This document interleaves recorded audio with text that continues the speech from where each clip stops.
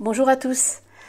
Dans cette vidéo, je vais vous parler du triangle d'autonomie et plus précisément vous donner deux exemples à la demande et en tout cas sur la proposition d'un de mes followers, d'un de mes abonnés, Eric Favre, qui demandait suite à la vidéo que j'avais fait sur le sujet, la vidéo numéro 81, de proposer une illustration.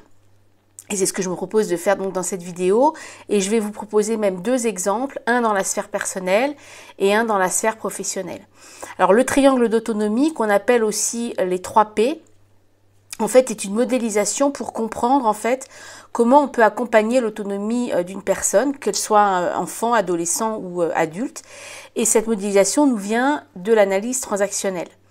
En quelques mots, et avant de vous présenter les exemples, juste un petit rappel.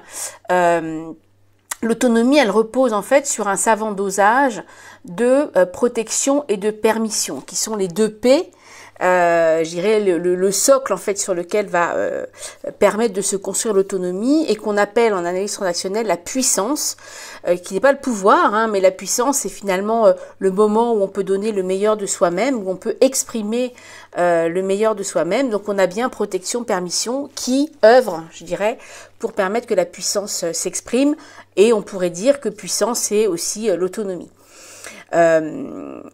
Et donc, ce que l'on peut dire, c'est que pour se lancer au fond dans la vie, pour oser, pour s'affirmer, être soi-même, et comme je le disais, donner la pleine expression de soi, en fait, il est nécessaire de se sentir suffisamment en sécurité, se sentir soutenu, se sentir capable. Ça, c'est ce qu'on appellera la protection, hein, savoir qu'il y a un filet, un peu comme au cirque pour les trapézistes.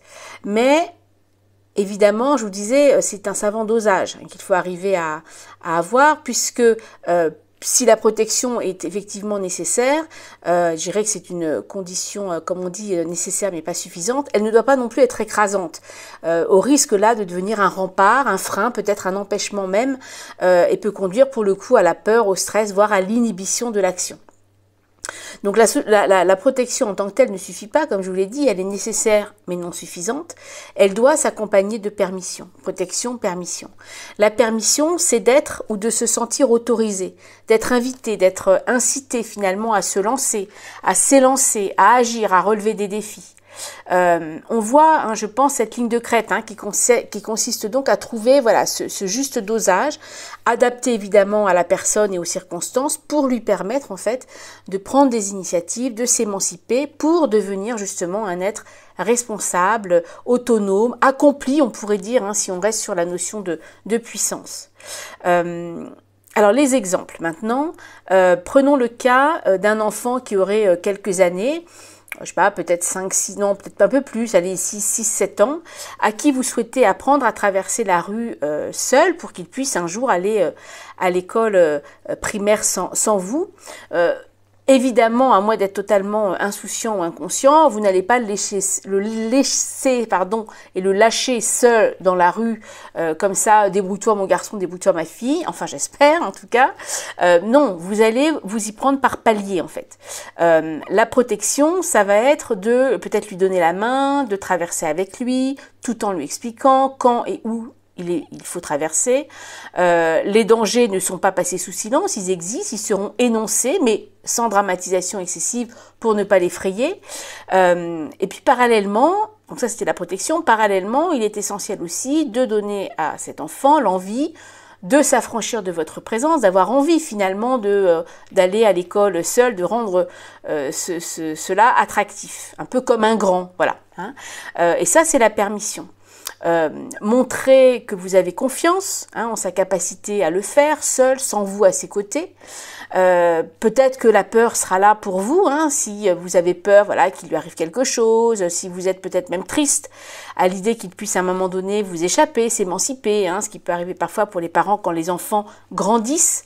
Mais si ces sentiments sont trop présents, s'ils ne sont pas suffisamment régulés, s'ils ne sont pas envahissants, voilà, si au contraire, pardon, ils sont envahissants justement et vous êtes débordé finalement par ces émotions peut-être de peur et de tristesse, le risque à ce moment-là, c'est que votre enfant, tel une éponge en fait, absorbe ces émotions excessives et devienne un petit peu timoré, voire excessivement peureux du monde extérieur, peut-être très dépendant, voilà, qu'il n'ose plus vous lâcher, qu'il ait peur de vous quitter.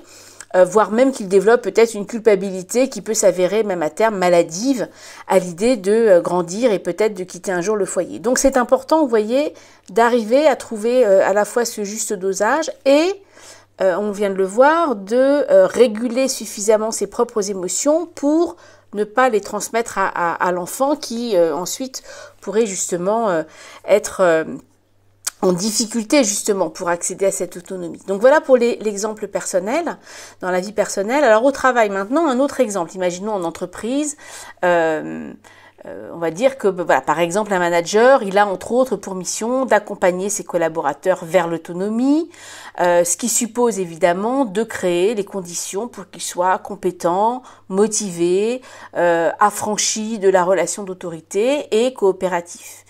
Et donc la protection, ça va être très concrètement de poser un cadre de travail clair, le qui fait quoi, donc avoir des missions attribuées à chacun de vos collaborateurs pour que chacun sache ce qu'il a à faire. C'est aussi définir le process de prise de décision, de savoir aussi comment au sein de l'équipe vont se gérer les conflits, de clarifier, si je prends un exemple précis sur l'animation des réunions de service, d'avoir des règles à respecter qui soient claires en termes de respect des horaires, respect de l'ordre du jour, respect de la parole de chacun, etc. Et puis plus largement, c'est de définir les droits et les devoirs de chacun au sein de l'équipe. Donc si je prends le cas d'un service par exemple de réclamation, dont le cœur de mission c'est d'être en contact avec des clients qui peuvent être mécontents, la protection ça peut être aussi, mais qu'est-ce que je mets en place pour que mes collaborateurs aient, on va dire, l'équipement technique et psychologique et émotionnel pour faire face justement à cette violence. Alors, ça peut être par exemple proposer des formations pour savoir répondre aux objections, savoir comment faire face à la violence verbale, savoir comment réguler ses émotions. Ça peut être de mettre en place des espaces de parole, des groupes d'analyse des pratiques professionnelles pour avoir un lieu où on va pouvoir justement exprimer les difficultés qu'on ressent et puis apprendre les uns des autres pour justement développer des stratégies qui soient efficientes, c'est-à-dire efficaces au moindre coût pour chacun. C'est aussi une implication du manager lui-même pour poser des limites claires quand il y a des clients qui vraiment dépassent les bornes. Et puis c'est aussi pour le manager, à mon sens, de développer une certaine forme de courage et de loyauté pour défendre ses équipes quand nécessaire. Si par exemple le matériel dont il dispose n'est pas suffisant, s'il est nécessaire par exemple de poser des vitres pour éviter justement une violence physique de la part des clients par exemple, bien d'aller défendre auprès de sa hiérarchie un budget pour pouvoir éventuellement équiper les collaborateurs d'un espace de travail qui soit sécurisant. Mais là encore, la protection ça suffit pas dans cet exemple précis de service de réclamation. La permission, elle doit aussi avoir sa place. Donc il conviendra par exemple de laisser des espaces pour la prise d'initiative, mettre en place de la délégation, responsabiliser, féliciter, valoriser. Et donc on voit bien que confiance et reconnaissance vont être essentielles en fait pour que chacun s'engage et que chacun ait envie de grandir, de progresser, d'apprendre, de se développer et plus largement on va dire de s'épanouir en tant que personne. Donc voilà, j'espère que ces deux exemples viendront clarifier, illustrer, compléter utilement donc ma vidéo numéro 81 qui traite donc spécifiquement de ce triangle d'autonomie. Donc pour ceux qui ne me connaissent pas encore, je suis Mariette Struve, je suis psychologue du travail, formatrice, coach et facilitatrice en intelligence collective et je suis également consultante en bilan de compétences. Si vous avez apprécié cette vidéo, je vous invite à la liker et à la partager bien sûr. Et puis si ça n'est pas déjà le cas, je vous propose de vous abonner à ma chaîne pour retrouver toutes les vidéos que je propose et pour information, je vais dans les prochaines semaines et les prochains mois diffuser des vidéos sur deux sujets qui me sont chers, le stress et les traumas. Et puis enfin, pour finir, si comme Eric, vous avez des sujets sur lesquels vous aimeriez que je propose des vidéos, n'hésitez pas à m'en faire part, parce que si ça fait partie des sujets que je connais, que je maîtrise, ou des sujets d'intérêt pour moi, qui m'inviteront à explorer, à faire des recherches pour pouvoir ensuite vous délivrer, comme j'aime le faire, un message clair, aidant et voilà, éclairant, clarifiant, n'hésitez pas à le faire, parce que j'aurai grand plaisir à vous proposer des vidéos sur des sujets qui vous intéressent. Merci beaucoup à vous tous et je vous souhaite une très bonne fin de journée. Au revoir.